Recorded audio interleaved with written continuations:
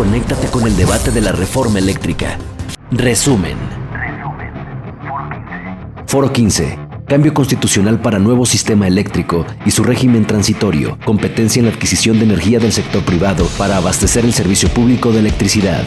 Estamos en condiciones de garantizar que el TEMEC transatlántico y las energías limpias, así como el combate para eliminar cada vez más el carbono y la contaminación en nuestro país, lleguen a buen puerto y esto no se traduzca en que terminemos en un panel de discusión con nuestros socios comerciales, de estos con los que signamos.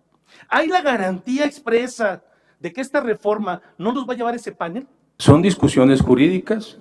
Nuestros equipos de abogados han analizado perfectamente cada uno de los capítulos. De hecho, en el TEMEC, si ustedes se fijan, el tema energético se bajó casi por completo. El tema energético. Ustedes van al tratado y el tema energético son un párrafo prácticamente, porque fue cuando se estaba negociando que llegó la actual administración. Pero hay otros complementos que integran diferentes tratados donde asimismo se logran obtener beneficios que se están otorgando en otros tratados. Entonces, todo eso es lo que se tiene que analizar. Lo que nosotros hemos visto es que no es una expropiación directa, ni es una expropiación indirecta, de acuerdo a lo que se ha estado comentando por los equipos jurídicos de la CFE. Habría que evaluarlo y habría que analizarlo. Yo me circunscribo a lo que dijo Kenneth Smith, que fue el negociador en jefe del TEMEC por parte de México y que además hizo un extraordinario trabajo para defendernos de la embestida, porque recuerden que nosotros no pedimos negociar ese tratado. Y Kenneth lo que dijo hoy en la mañana fue justamente que tenemos una gran debilidad y de que vamos a violar varias partes del tratado. Me allano a lo que él dijo, porque él es un experto. ¿Considera justo que no se pague el derecho de utilización de la red o el costo de porteo que no han estado pagando? Yo empezaría diciendo que sí se paga un costo de porteo. A lo mejor es menor a lo que debe, de acuerdo a lo que ya comentamos, pero sí se paga. Nadie regala nada. Hay que empezar, por eso yo reitero, y más allá de hacer una defensa encendida, ya hemos mencionado que estamos de acuerdo en que se cobre la capacidad, el respaldo, que tengamos unas tarifas de transmisión justas de acuerdo a las dos partes, pero tenemos que ponernos de acuerdo, no podemos satanizar, no tenemos que cambiar la Constitución para eso. Sí se puede llegar a algo justo y seguirá modificándose de acuerdo a las dinámicas y a las nuevas tecnologías que hayan. Tampoco nos debemos asustar si algo se queda desactualizado, porque se va a quedar desactualizado. Es lo único que podemos asegurar, es que el cambio va a hacer que esto sea obsoleto. ¿Estarían los industriales de acuerdo en que siga reduciendo la participación de la CFE en la generación eléctrica? Yo creo que Comisión Federal debe seguir, creo que debe seguir teniendo inversiones que la hagan competitiva. Me gusta mucho el modelo energético de Statoil en Noruega. Aperturaron su mercado, era un monopolio energético, en este caso de hidrocarburos, y llegó un momento en que aperturaron el mercado, pero fortalecieron la empresa, y la empresa compite en igualdad de circunstancias con los demás jugadores por la asignación de bloques de hidrocarburos. Eso debería ser en esencia o en concepto lo que debiéramos hacer por comisión. ¿Cómo resolver este problema? El pago de indemnizaciones, ¿cómo se puede regular? Me preocupa una declaración del director general de la CFE en el sentido de que no van a pagar ni un peso de indemnizaciones. Si no van a pagar ni un peso de indemnizaciones, pues entonces es una expropiación. Si fuera una expropiación, se tendría que pagar indemnizaciones. Si no es nada de esto, se trata de un embargo. Entonces a mí me preocupa esta parte, porque en términos ya no estamos hablando de un embargo, ni siquiera de una indemnización. Diputado Triana, me gustaría decir que una cosa es lo que piense un funcionario por más alto cargo que tenga, y otra cosa es el reconocer que México tiene una democracia liberal, que es una república y que tiene poder judicial, legislativo, que es esta soberanía, y el ejecutivo.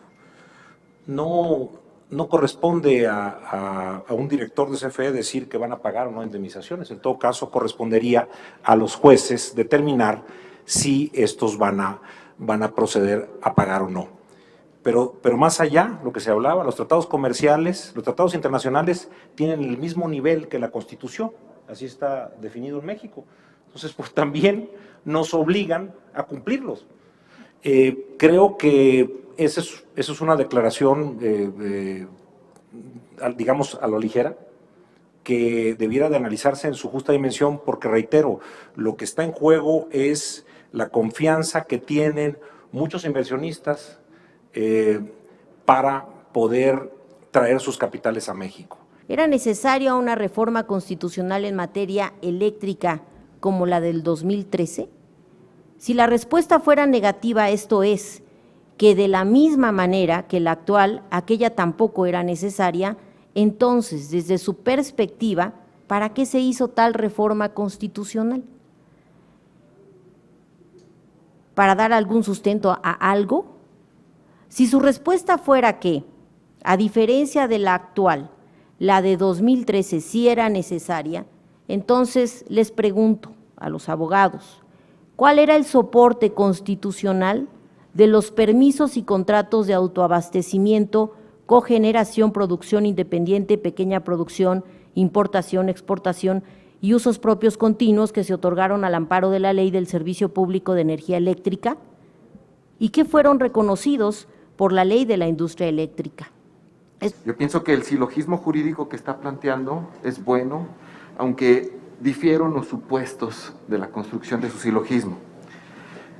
La razón de la reforma energética del 2013 está puesta como un objetivo constitucional, que es la maximización de los ingresos del Estado. Ese es el objetivo constitucional. ¿Por qué se está cuidando las figuras de la Ley del Servicio Público, la anterior ley, las figuras de autoabastecimiento, productores independientes, los contratos legados? ¿Por qué se protegieron? Aquí anoté, trascienden jurídicamente. ¿Por qué se les dio esa trascendencia? En mi opinión es porque estamos hablando de un tema de derechos adquiridos y estamos hablando de la no aplicación y retroactiva de la ley, de la no aplicación retroactiva de la ley. Qué lamentable que se busque cubrir algo totalmente ilegal y se resuelve en una reforma que, quiero decirles, el mayor jugador es Iberdrola.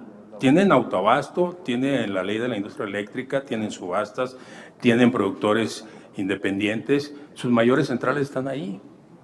¿Y saben quién participó en la construcción de la reforma del 2013? Asesores de Iberdrola. Tengo los nombres. Entonces, se estaba entregando, se entregó el sector eléctrico por parte del Estado, de los responsables del Estado de ese momento, en el 2013. Y no es reforma de los 60, discúlpenme, es una reforma del 2013, o sea, no estamos regresando a 1960, estamos regresando al 2013. Y efectivamente, los derechos adquiridos de la Comisión Federal, esos no contaron, había que desaparecerla, a costa de mayores beneficios de los privados. Y están magnificándose las ganancias, lo acabo de mostrar. Si faltaría una disposición transitoria adicional que precisara tiempo y condiciones para convertir la anulación de los contratos y permisos actuales en una nueva negociación que garantice el resarcimiento a la empresa privada, asegurándole constitucionalmente el 46% del mercado eléctrico nacional, que es grandísimo.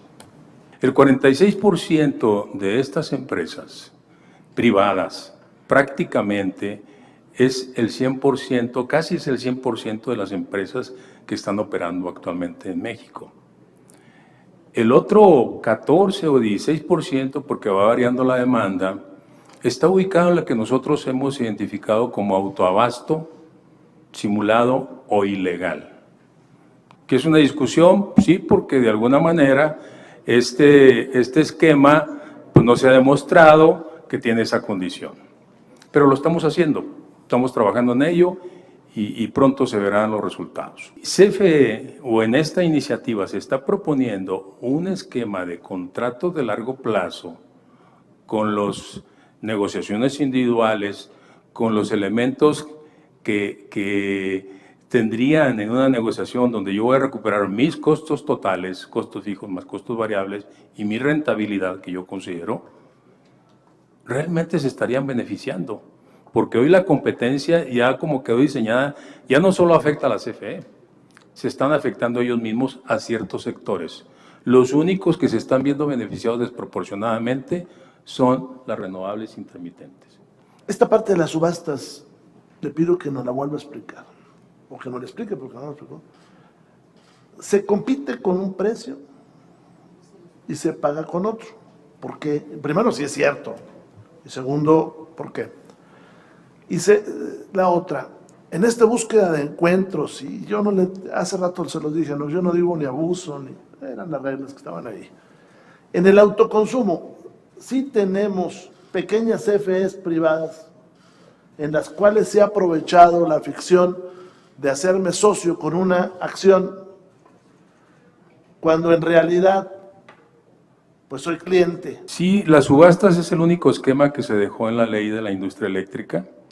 Es un esquema que es complicado porque CFE, las primeras dos subastas se le dijo que no participara. En la tercera subasta ya se le pidió que participara. Sin embargo, aquí hay un problema. El único esquema de financiamiento para poder construir una central y competir en estas condiciones, la CFE, esa supuesta subsidiaria o empresa productiva del Estado, pues era entre comillas, nada más está en el nombre. Hemos encontrado casos donde el contrato decía una cantidad y la firma, la licitación decía una cantidad y la firma dice otra diferente. No en todos los casos, pero tenemos casos tanto en productores independientes como en contratos de subastas de largo plazo. Los paga suministro básico. Todos son contratos, tanto los PIEs de suministro básico a través del contrato legado, protegido por el contrato legado, protegido por la reforma energética 2013 y la LIE en todos sus transitorios. Entonces, realmente es muy discutible esa parte que se está comentando. Autoconsumo. Tenemos nosotros 243 centrales de contratos de interconexión. Tienen un contrato de interconexión legado. De esas 243 centrales, 233 son autoabastos. 109 de esas 233, 109 nosotros las consideramos ilegales en escritorio.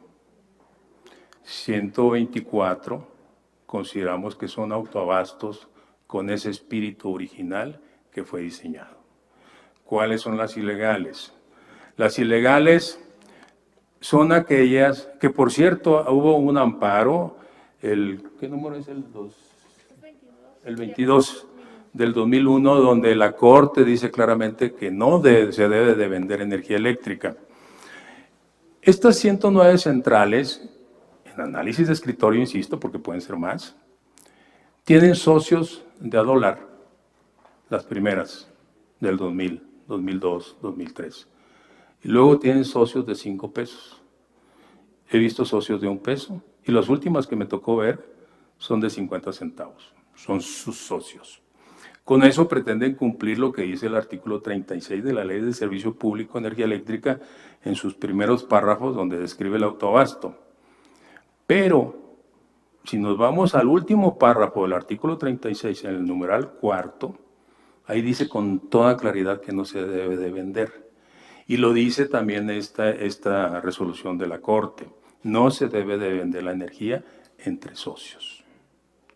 ¿Qué sucede? Nosotros tenemos facturas de la venta de energía donde tú pagas el IVA, donde tú pagas tus impuestos, donde la parte fiscal está cubierta entre alguien que genera energía eléctrica e invita a alguien para que sea su socio. Ese no es un esquema de autoabasto. Ese es un esquema paralelo de un mercado negro, le llamo yo, que soslaya la competencia. Cámara de Diputados, Legislatura de la Paridad, la Inclusión y la Diversidad.